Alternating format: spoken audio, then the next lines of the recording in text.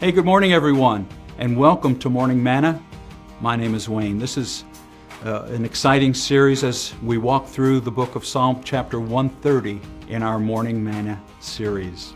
What a great way to start the day, spending a few minutes diving into what the psalmist was writing about in this chapter.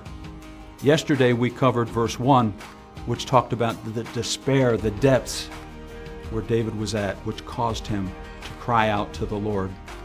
Verse 2 says, "Lord, hear my voice. Let your ears be attentive to the voice of my supplications."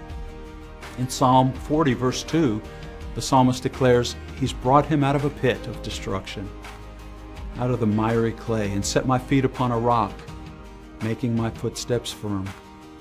It seems as if he has a bit of experience by now to know that when he cries out to the Lord for help, that the Lord will be there. This is one of the beautiful things about walking with the Lord over a period of time. We begin to grow in great confidence, knowing that He'll always come through, that His ways are always the best, and that He's faithful, always has been, and always will be. So in verse 1, we see that he's in despair. In verse 2, it's almost like he's begging for God to hear His voice. Haven't we all been there?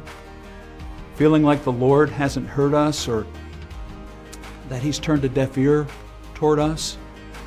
I've spoken with so many people through the years who've experienced seasons when they've cried out to the Lord and they've heard nothing but silence.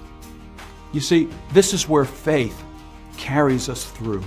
And yet, we know these three things. 1, He's always been faithful.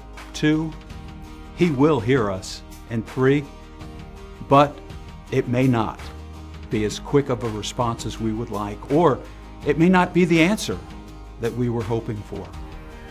Romans chapter 8 is my favorite chapter in the Bible, and it says toward the end of the chapter, "What shall we say then to these things? If God is for us, who can be against us?"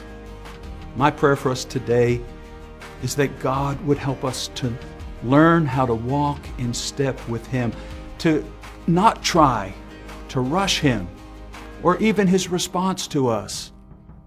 Let me make this even more personal, that I would accept His perfect will for my life and for my family, and that even when things don't go the way I expect them to, that I'll trust Him and be grateful to Him for all that He's done.